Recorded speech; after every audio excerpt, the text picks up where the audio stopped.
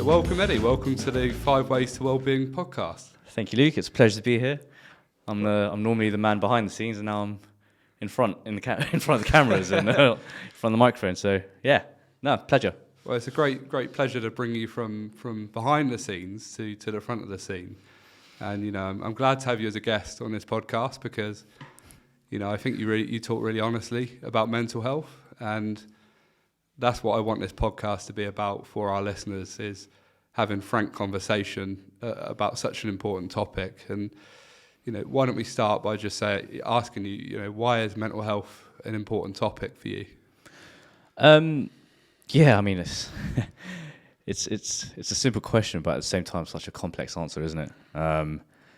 It's super important to me because I guess if you don't have a healthy kind of mental health well-being,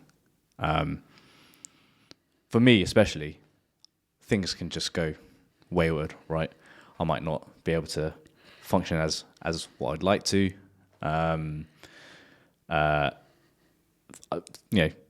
Relationships might be strained if I'm not really in a mental kind of space that I want to be in. But overall, I think as I've gotten older, I've sort of realised the importance of mental health. When you're growing up, you don't really think about it as much, and I guess speaking generationally, is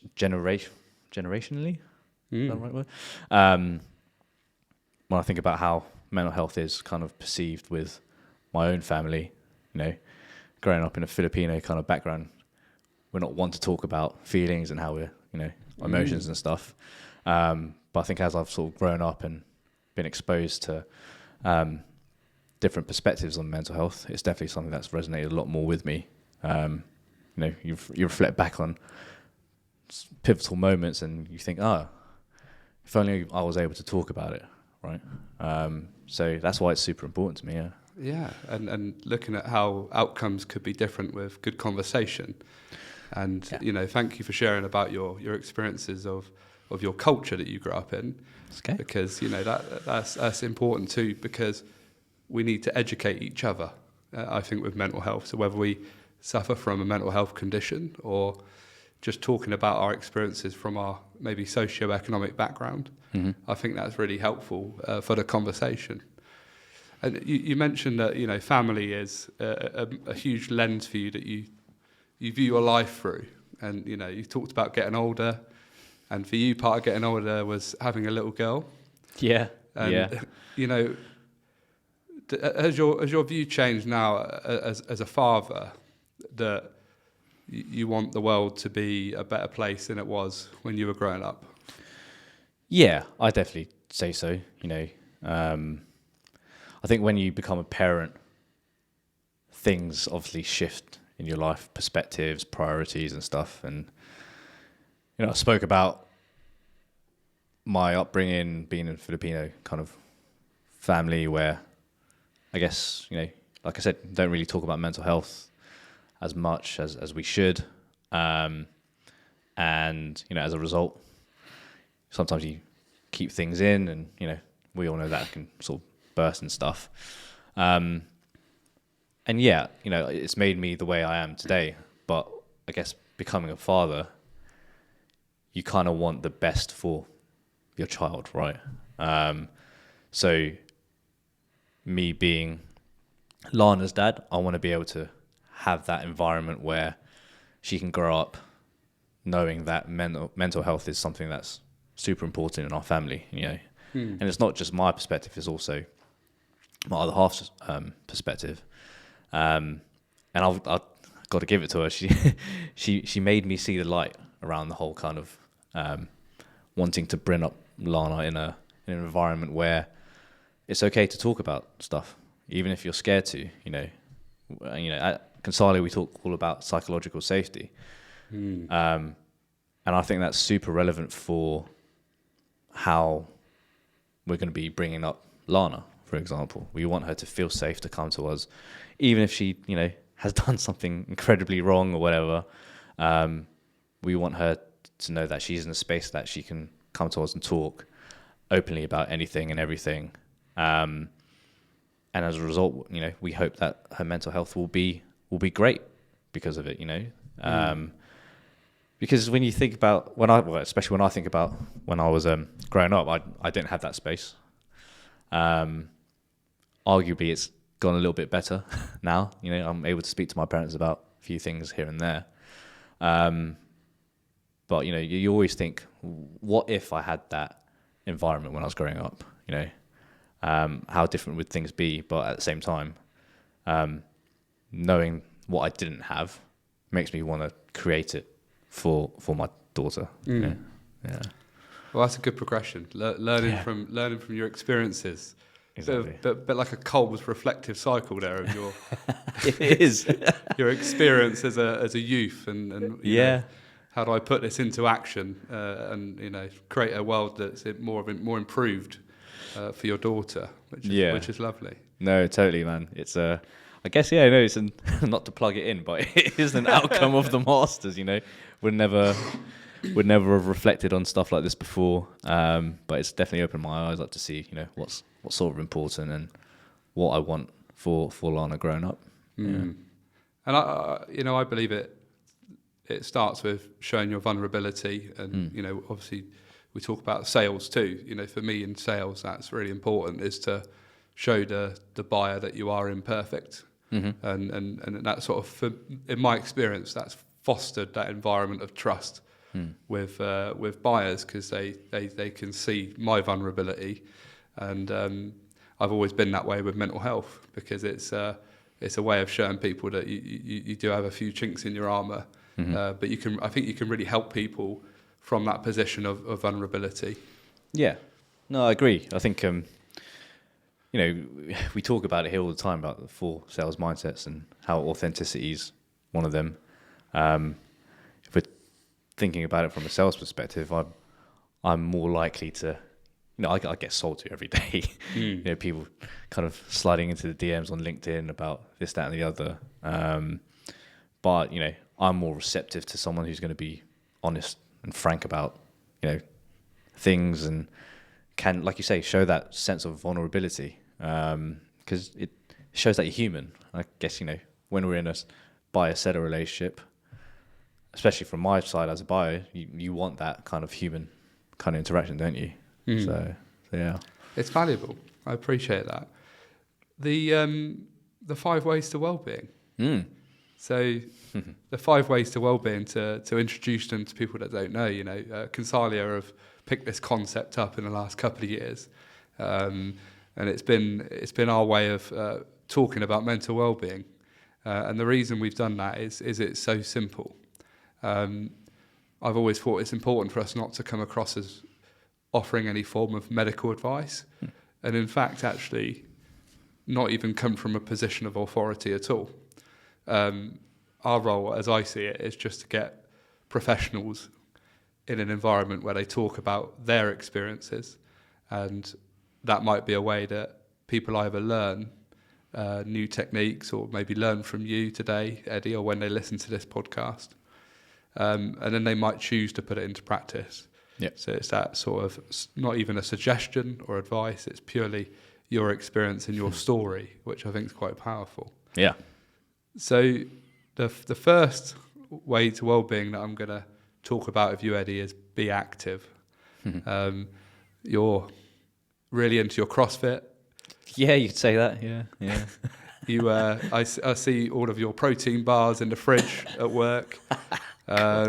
Always making sure you're getting the right macros in. I think that's the right technical term. That is. I know I've explained it to you well. If you're reciting it back to me. I've clearly worked at Consalia long enough to know the lingo on myprotein.com, or wherever you buy from, Eddie. But good stuff, man. Nice. But I always think it's easy to be active in fair weather situations, because a lot of us do have that as a hobby. But what role does let's say your CrossFit, what role does that play when you're going through a challenging time at work? So let's say you're under pressure, you're dealing with deadlines. What role does it play then? So I think, well, first and foremost, 5 ways to wellbeing. Luke, great initiative to bring that to Consalia. I think it's definitely something that we want to keep talking about for sure amongst the sales community. But when it comes to, being active with CrossFit and how that fits into my world, I think I come into the office regularly, mostly, 9 to 6 every day. So arguably I'm spending most of my time at the office than I am at home. Obviously that's I think that's the same for most people who are working in office jobs and stuff. And when you're in that environment where you're working constantly, and I'm sure it is the same for other places, but sometimes you can feel like you're going non-stop.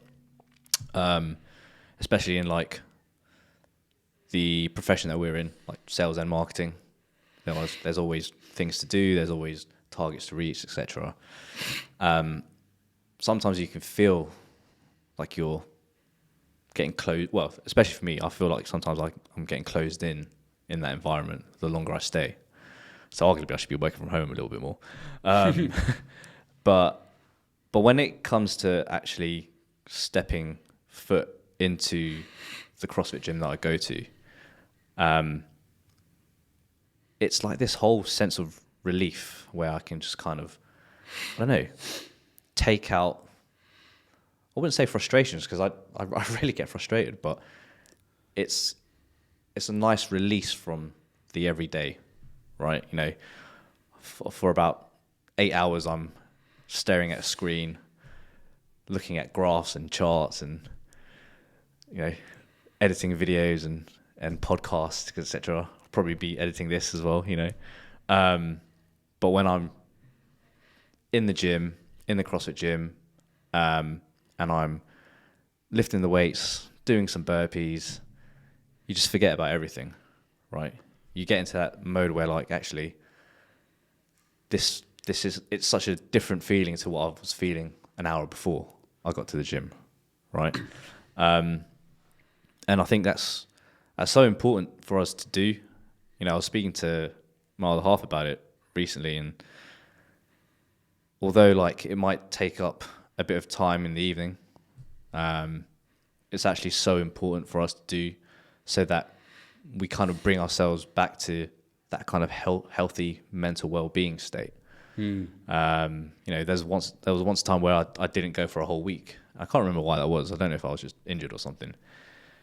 But then you have your everyday stresses, which can sometimes feel non-stop. And if you don't have that release, especially in my kind of, from my perspective, you just feel like everything's a lot more overwhelming. So it's like a nice little break from the everyday that I feel that, especially works for me, for sure. Yeah, I see that. So the change of scenery seems to be so important. It's so being active might take us to an actual different physical location, and that might have in itself some psychological benefits. Yeah, To give us a variety in life that without being active we wouldn't go to, let's say, the cricket field or the football pitch, or we wouldn't go to the CrossFit gym.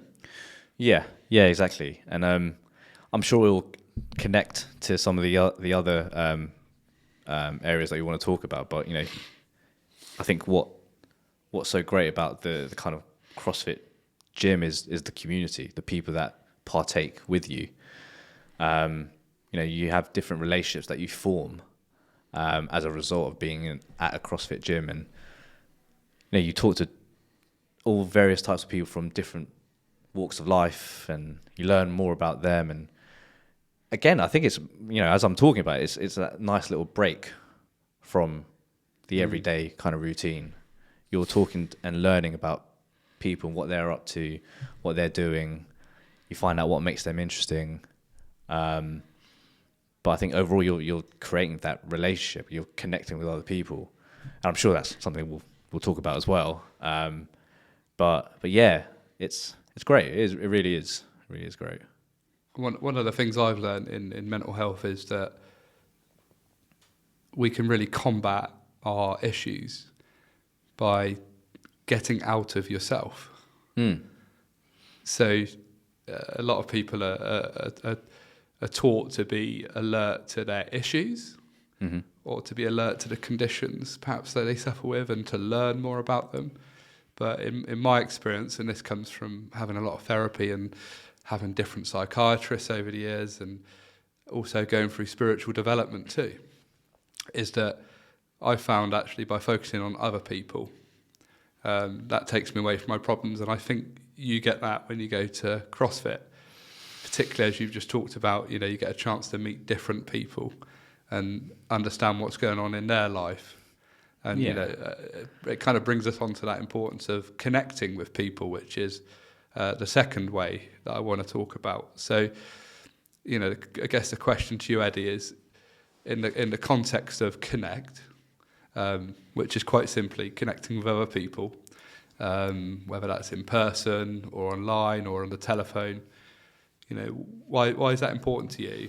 And how do you do that? How do you make time to connect with others? Yeah, I mean, it's super interesting because I think especially in my world, I guess, I'm constantly talking to people, and I am making the connections with people. If I'm talking to third-party suppliers, from a work perspective, or if I'm talking to XYZ at the CrossFit gym, it feels for me, and I don't know if it's because of my personality. I love to talk to people.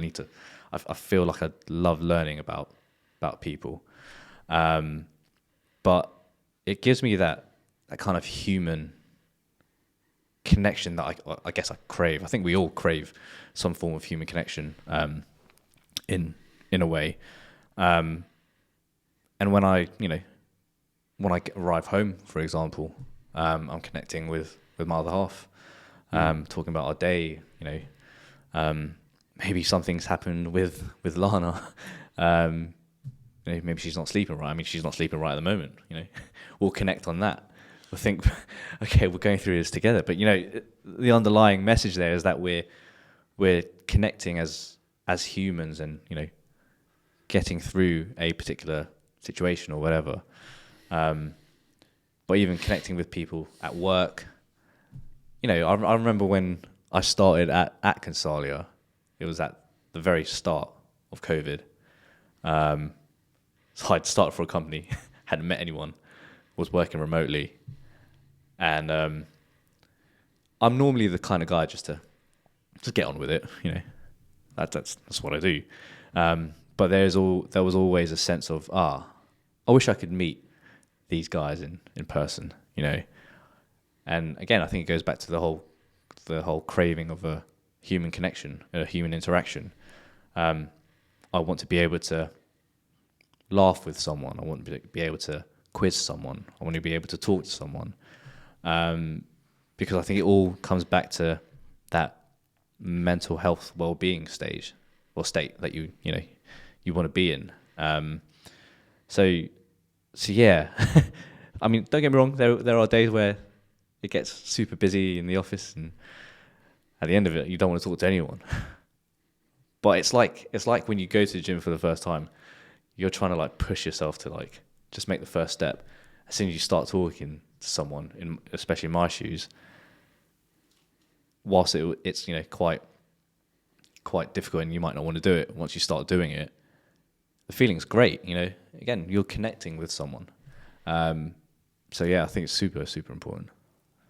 And I think there's also an invaluable benefit of connecting with your colleagues. Like you mentioned, sometimes those just, from a perspective of commercial acumen would be pointless. Yeah. I shouldn't come in on a Tuesday and not start work till 10:30 because we're talking about what I made for dinner last night, or what Lana's sleep pattern is at the moment. But I think there's a huge benefit of that, and I feel that the way you connect with people. So my experience of you is that we have a better relationship at work, one that's more trusted. And then you then start to get the business benefits from it. Yeah. So I think that we have a very transparent, direct relationship too, so we can get things done quicker because that relationship exists. Yeah. There's no beating around the bush. But when it comes to when we want to do our social time, let's have that as well, because I really enjoy it, and without that, my mental well-being wouldn't be as good at work. If I couldn't have those, what I will label sort of as pointless conversations. Yeah. But they're pointless conversations that have so much meaning. Oh yeah, of course. In terms of mental well-being, and I think there's that maybe that's why there's issues in the world with mental well-being, because people don't look at it in an abstract way. Yeah. Perhaps they look at it too clinically. They're like, right, why are you spending the first hour in work talking about the beef goulash you made last night? Yeah, which I'll wait for the recipe for. Yep. And like from a commercial perspective, I can see exactly why that's pointless. Yeah. But then from an abstract perspective, I can see why that has so much meaning. Yeah. In the connections that you make with each other. No, of course. I think it goes back to what I was saying before. You know, it's that little break from the everyday. You know, I could be head down for about an hour or so, reading something or whatever, and I'll need that break. And talking to you about your beef goulash, amazing. It's just the break I needed, you know. But I feel like, you know, having those kind of, I guess you can call them like water cooler conversations, right? They're super informal, and it just takes you away for that brief moment to kind of almost have a little recharge, you know. I liken it to an iPhone battery. You know, we come to the office, maybe we're at 95%. We'll work for an hour, probably get to like 75. But the point being, when I'm talking to you over like a water cooler conversation, I recharge myself back up to 90%, so I can go even further. You know, but that's why it's so important. The little breaks that we have to connect with our work colleagues, invaluable, super invaluable. And how important are those breaks now that you're undertaking a master's? And I know it's a stressful time. It's stressful for anyone to undertake a master's, but one of the 5 ways to well-being is learn. Yeah. So tell me how much you love doing the master's and how it's improving your mental well-being. I wish I could have more of those breaks then, to be honest. No, I think undertaking a master's when, you know, you're driving a business function forward, you know, heading up marketing, etc. You've got a daughter that's turning 18 months soon. It is a lot, you know. The master's is no easy thing to conquer. It's not an overnight thing. I think we all kind of know that. But I've always kind of looked at it as a journey of learning, you know. And very rightly so, this is part of the 5 ways to well-being, because I think, especially in my world where things in marketing change week to week, day to day, you know, you've got to constantly kind of be on the ball. And again, not another plug for the masters, but it's teaching me how to kind of reflect in the moment or on moments that have occurred. But there's also a sense of like, I don't know what the word is. So say, for example, I handed in my Module 2 assignment Sunday before last. And when I reflected on the actual task of putting the assignment together, and, you know, we all know it's all kind of work-based learning assignments that you do. When I'm reflecting on it, I'm thinking, actually, wow, I've learned so much about myself, the company I work for, the challenges we're facing. And just submitting that assignment, you know, you feel a sense of relief. I think in the moment when you're putting the assignment together, obviously it's go, go, go. You know, there's something there about the attainment of a goal. Something exactly. What's the top of Maslow's pyramid? The self-actualization. Self-actualization. Is there a bit of that in there? Yeah, definitely. You know, obviously it's one module out of 7. You know, that in itself is a journey trying to get through all the modules. But knowing that what I've done has, I guess you could say, helped me along my journey in terms of being at Consalia, but also my own general understanding for business as a whole, or sales and marketing as a whole, incredibly invaluable. I'm in that mode where I want to learn more. I want to keep learning more, and I think that gives me a drive from a mental health point of view to kind of keep going. And when I'm invested in, that gives me a lot of psychological safety actually, as an employee, as an individual, and that helps my mental well-being. I really felt that. For example, when I worked at Royal Mail, when they were funding my apprenticeship, it certainly does help. It makes you feel that you are invested in, and it made me feel like I had a real purpose, or I had a real inherent value, that I was an individual that the company wanted to invest in. And what about the serotonin levels when you got your first grade back for the masters? You got a decent grade, right? Yeah. I got what did I get? I think I got merit, which I wasn't really expecting. I guess you can never really know what you're gonna get in your first module of the masters.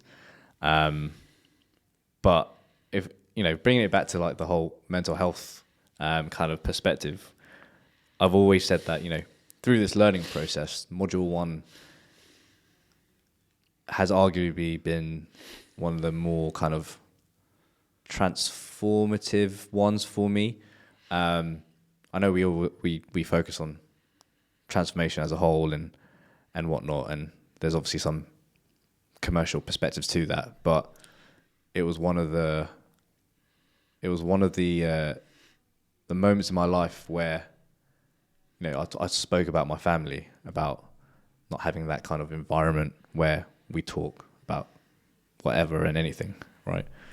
But as part of that module, I was able to speak to my parents about certain things that we'd never spoken about before. And hearing about their perspectives and their answers to some of the questions I asked that I've probably had in my head since I was little was one of the most fulfilling things in my life. You get that sense of peace almost. So from a mental health well-being perspective, it's hard to put into words. Very hard to put into words, but we sat in this very room. I hooked them up to the microphones that we're speaking on today. Yeah. Granted, they didn't really know that they had to speak into the microphone, but yeah, I've always said, the moment I got my grade back, obviously I was super happy, but it went one step further than that, in that it gave me peace, which invaluable. Said one of the motivations for this podcast is that so many people suffer in silence, so let's have a conversation, right? Yeah, And, exactly. That conversation with your parents you just relayed, that's clearly been very special and helpful for your mental well-being. Yeah, definitely. My going a bit deep here, but Let's get deep. There we go. My parents obviously weren't like, they immigrated over from the Philippines, and they come from a very hardworking kind of just get on with it kind of culture. No time for emotions and that kind of thing, which is obviously where the lack of environment stemmed from. But to talk to my parents about their perspectives on me, how they feel I've grown up, it was the first time ever that I heard my mum and dad say that they were proud of me. You as a kid, you're craving that, you're wanting the approval. Then you never get it, so you're always wanting, are they proud of me? Are they proud of what I've done? But then, just hearing those words in that moment, like I say, that's why it was so transformative for me. I could have failed module 1. A grade could have come back and it could have been a fail, and I would have been like, I would still been happy Yeah. because of that conversation I had, because it's done wonders for like my mental health in terms of being at peace with everything, you know. So yeah. Beautiful. Thanks for sharing. That's okay. I'm glad we went deep. Yeah, there we go. If it was a Radio 1 Charlie Sloth podcast, I could have just pressed the button that says, let's go deep. Oh, Yeah. let's continue burning that mic. You talked about how important it was that your parents took notice of the situation. And you had that conversation, and how it was amazing for your parents to tell you how proud they are of you. One of the 5 ways to wellbeing is take notice. So it's like when you're able to, it says here like savor the moment. Savoring the moment can help you feel more positive about life. So it might be taking notice of another person, a bit like you felt your parents did with you. For me, it's like I love going hiking in the mountains. And that is when I feel most at peace, because I feel disconnected from technology, other than my phone that's playing music. So Yeah. I'm not exactly off the grid. Yeah. That's okay. Yeah, understood. But how do you take notice? Like, how do you make time for that? Yeah, interesting one. I think if you were to ask me 6 months ago, I would have rarely have said, yeah, taking notice is something that's super important to me, that I do frequently. I think now that I'm able to kind of reflect in the moments of certain situations, or reflect on certain challenges or issues, it's made me more aware of the moment, you know. When I think about like personal life, for example, every time I have alone time with my daughter, it's just me and her, daddy-daughter day, I'm literally reflecting as I look at her. I'm taking notice of everything she's doing. And just doing that for like 30 seconds, I don't know if it's, I mean, it probably is because, you know, she's my daughter and I'm seeing her grow, but being able to focus on her in that moment and reflect on how far she's come, it fills me with happiness, you know, a lot of happiness. Most of my resentments in life or my fears, they exist in the past, or they exist in the future. But very, very, very, very rarely do they exist in the present. You know, very rarely is there anything I'm immediately afraid of or immediately resentful of. There are times when I am full of anger, and sometimes when I am full of fear. Yeah. But I share that because what you described in your relationship with your daughter, in terms of feeling great when you take notice, is that you are completely in the present when you're with her, and let's say anything that might cause worry and therefore stress, maybe leads to anxiety, is completely absent from the situation. And it sounds like your time with Lana is like the time when I'm hiking. Yeah. I mean, kind of. It does get a bit crazy when she's going off on one. But yeah, no, definitely. I mean, don't get me wrong, the anxiety comes after when I'm thinking, oh, you've grown so fast, what the next 5 years going to be like. But no, certainly, man. It's just being able to be present in the moment. You know, it's indescribable. And that's just the personal kind of perspective on taking notice, you know. At work, if we link it back to, you know, connecting, you know, I took notice of your beef goulash recipe today, you know. But it's those things that I think all of these, you know, these 5 ways of well-being interconnect in some way or fashion. So yeah, it's great. And the finale then, the number 5, is give. Mm-hmm. So essentially linking altruism to positive mental well-being. I would say that you're very generous with your time. In fact, you're very generous with other aspects too, but time is the one that stands out. To the extent that actually, I think in your master's project, I suggested that you give your time too much. Yeah, no, I remember that. Don't worry, it's I'm doing something about it. But if we went just on a general topic like giving to others, how does that help your mental well-being? Yeah, I mean, if I'm reflecting back on like who I am as a person and the way I've been brought up, my mum and dad have always been the giving kind of people. They don't expect anything off you, but they'll give you whatever you need to succeed or be happy or whatever.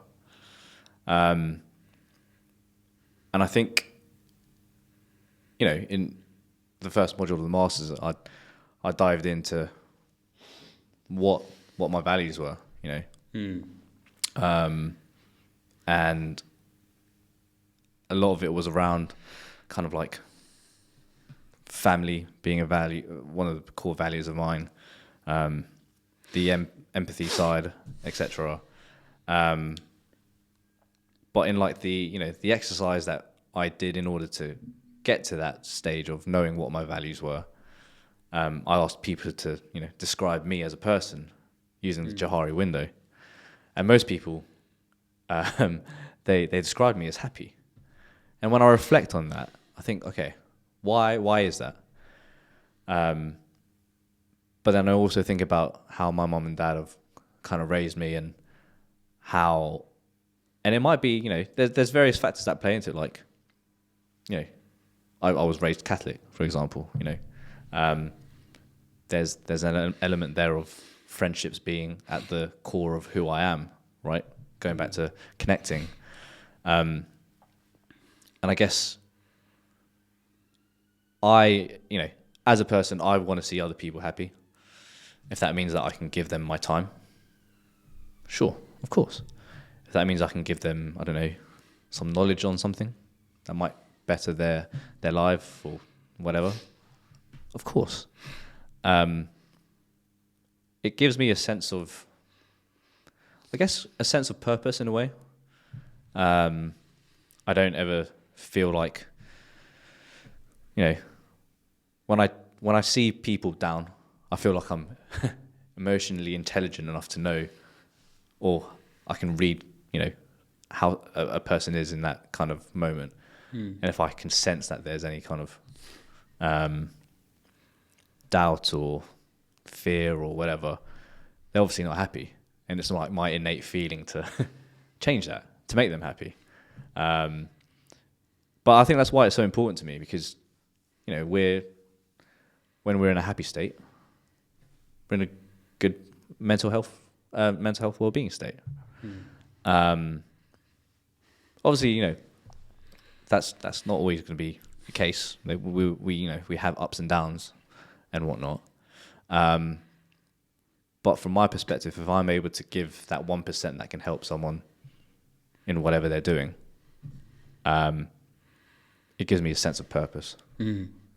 I like that you link it to purpose, to giving, and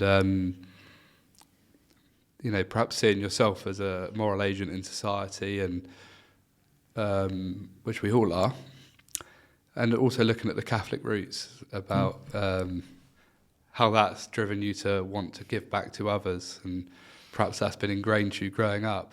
Yeah, for sure. I think it's important, for me, helping others or giving is just a lovely way to get out of my own head. Mm-hmm.